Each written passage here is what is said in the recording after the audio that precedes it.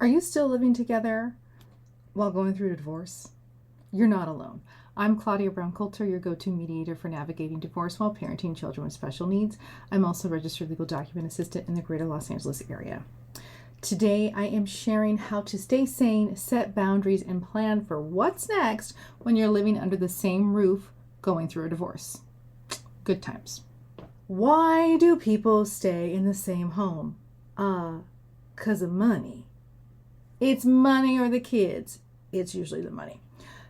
You can't afford two homes yet. It is hard to rent right now and pay those fees, the high cost of renting a home. You could probably go find an apartment, but if you've got kids or animals, the last thing you want to do is live somewhere where they don't have access to play, or maybe someplace that you can afford but maybe isn't in the safest area, or maybe things aren't up to code. There's a lot that goes into play here, whereas you have a mortgage where you're used to paying your mortgage and your interest rates are lower. So it is challenging. So people are staying while they're trying to get their finances in order so that they can physically separate. If it's for their kids, it's because they want to maintain stability. Maybe their kids are at an important life stage where they need the consistency and predictability of what they've always known. It could be that the kids have some sort of special needs, and so they need consistency and routine and predictability, and parents need to get on the same page to make sure that both parents know how therapies and different things work. That is really, really important for the long-term success of your children. It could also be that maybe your child just went through some sort of mental health crisis or a health crisis. So the last thing you want to do is now destabilize them again once you felt like they've gotten back on their feet. So it's important people are taking their time because they are considering how these decisions are impacting their children. And to that point, logistically, maybe that other parent isn't able to handle household responsibilities yet because they travel so much for their work, or they may have a disability themselves and are unable to physically provide the physical care and transportation for their child that has those disabilities. And it could just be that emotionally you're just not ready yet. All of these things are fine. It's normal. A lot of people are in your shoes. But you got to figure out how are you going to do this. So the first thing you want to do is you want to set physical and emotional boundaries. Whether that's making schedules for when you're going to cook. A lot of times when people live in the same home, what they do is they start implementing their parenting plan right away. Some people don't, and I tell them, get practicing this. It'll help the kids get used to it. They don't, and then one person continues to share the burden of the kids. But you can leave the house. If it's not supposed to be your parenting night, you can physically leave the house, go to the library, go to a coffee shop, go work out. Do not be present so the other parent can experience parenting. The children can experience time with just that one parent. So you want to divide the spaces.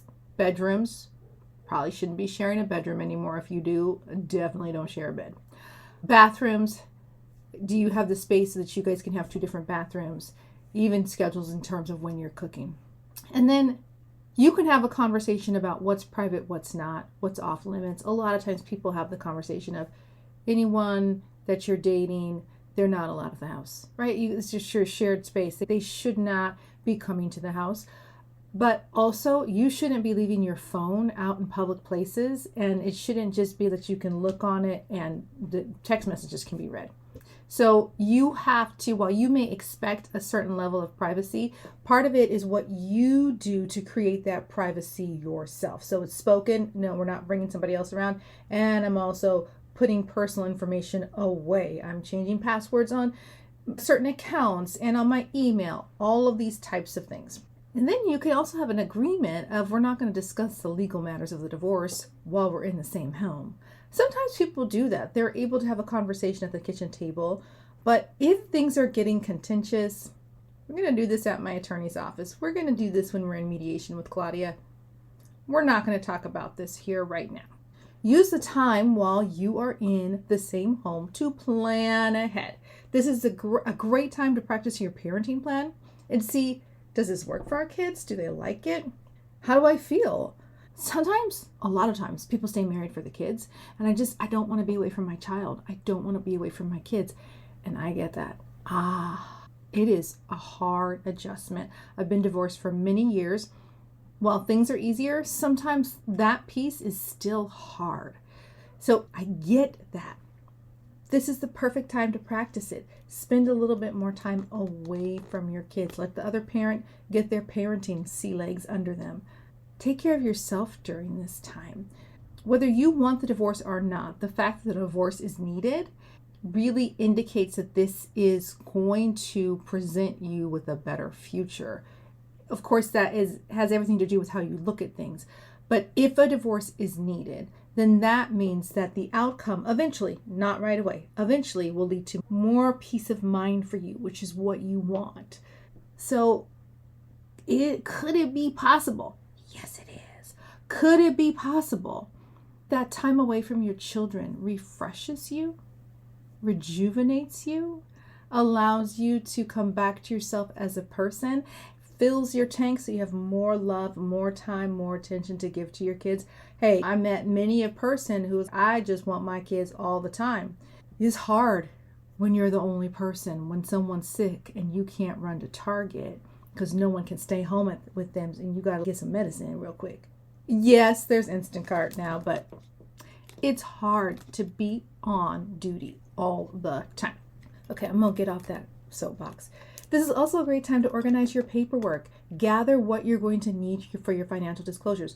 Things are coming in the mail. Okay, here's our credit card statement. Let's put this aside. Here's the mortgage statement. Let's put this aside. Begin to just get these things in order so that you guys can know, here's the big picture of our finances. Then think about what you need for your next phase in life. Where are you going to live? How much money do you need to live on? What type of job do you need to get if you're not currently working? How it's going to impact the kids?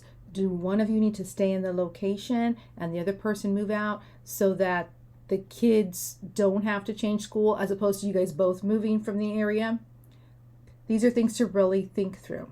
In mediation, there's hand-holding, there's support, there's help. A mediator is not going to tell you what to do, but a mediator is going to guide you. They're going to help you look for the roadblocks, the pitfalls. They're going to help you think about, oh, somebody else did this. What if you did this with this little spin, this little tweak specifically for you? They can help you. I'm talking about myself if you didn't know. I can help you think through these temporary arrangements. I even had a couple, I said to the couple, what if we did a custodial timeshare of this asset here that you are arguing about? They had a particular asset they were arguing about. Let's do a timeshare thing. Yeah, I know it's not a kid, but we need a custody schedule for this. They thought I was crazy. They did it though. It helped. It's temporary, a temporary fix. That is okay. So you can create a temporary plan for this area of time, for this period of time, a temporary plan for this period of time, and then create your permanent plan of, once we move out, this is what's going to happen. This is how parenting is going to be. This is how our bills are going to be. And it's a good idea to begin to separate bills right now. If it's not for the kids, and if it's not for directly for the household where you're living in, don't use that credit card. All right, so you want to plan now so that you are not floundering later. You have enough stress with a divorce anyway, between the emotions and the complex legal challenge that divorce is. You don't need extra stress later on. So think about this and plan ahead so that you know what's coming, so that you can go, okay, we're gonna stay in this house for a few months together because then we're going to do this. People do it all of the time and they survive and their kids are okay. So it doesn't last forever, but it can determine how your divorce plays out. So the more amicable you could be now, the more conversations you have around logistics, not the logistics of the divorce, but just of how are we going to go from lovers to roommates. I mean, you've already been roommates, but like really roommates. How are we going to do that as we process and walk through this legal step? Okay, so if you need support, I can definitely help you mediate. I mediate all across the country. And if you need help finding paperwork, I can help you with your divorce paperwork in California. Until then, know you're going to get through this.